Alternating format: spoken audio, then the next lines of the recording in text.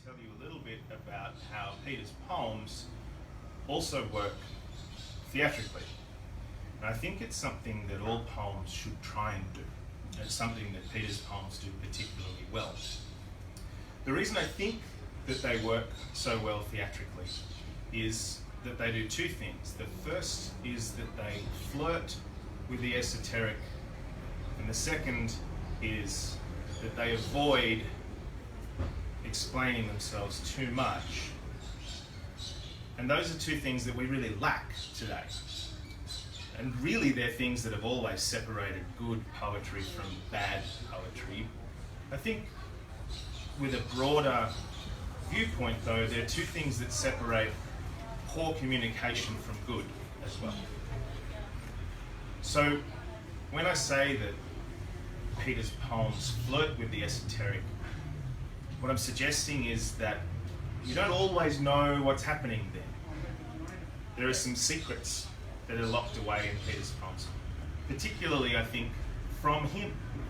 And this is something in While I Wasn't Looking that you'll find when you read the poems. These are poems that are recollections from Peter's experiences, and sometimes, importantly, those recollections aren't perfect.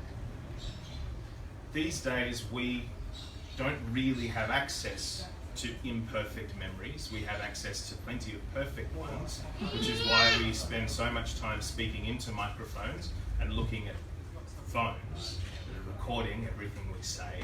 And poetry avoids that, and Peter's poetry particularly avoids that and locks it away even from himself. So as I recommend this anthology to you, I want you to consider how Peter flirts with the nature of those secrets. He locks up the meaning from you a little bit, and all good poets do this.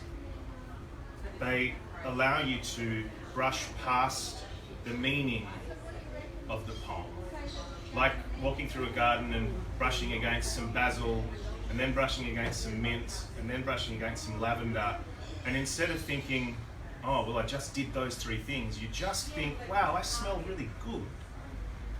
That's how a good poet makes you feel. You don't worry too much about the ingredients, you worry about how you feel about it at the end. And the second thing that I mentioned that Peter's poems do really well is that they avoid explaining everything. I want to recommend to you, when you buy the anthology today and when you have it signed by Peter, that read it through, out aloud of course, a few times before you refer to the writer's notes. We exist in a world with Wikipedia. And before Wikipedia we had the Encyclopedia Britannica. Most of you, I think, are old enough to remember what books looked like when they had facts in them. And we don't need those anymore because we all have things in our pockets which provide us with truth. Poets need to avoid truth. Good poets flirt with it.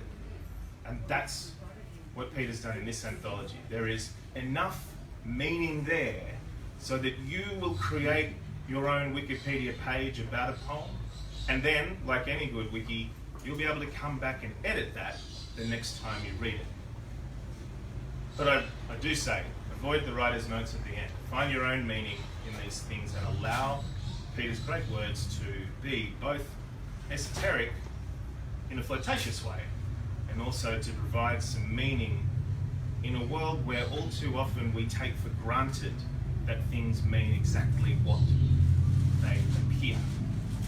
Now there's a piece of poetry that is in the play, Geoffrey, and one of the things I love about Geoffrey is that it is poetic.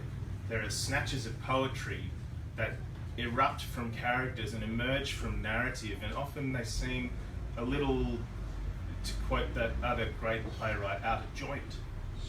I think this is the one that stands out most for me, and as much as I hate to end on a bit of a downer, I'm going to leave it to Peter to bring you back up with a few poems from this collection. But this is a piece from Geoffrey. The end will come with indecent pace. When it does, hold back your tears.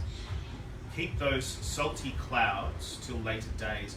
I want to breathe remembered days of your smile.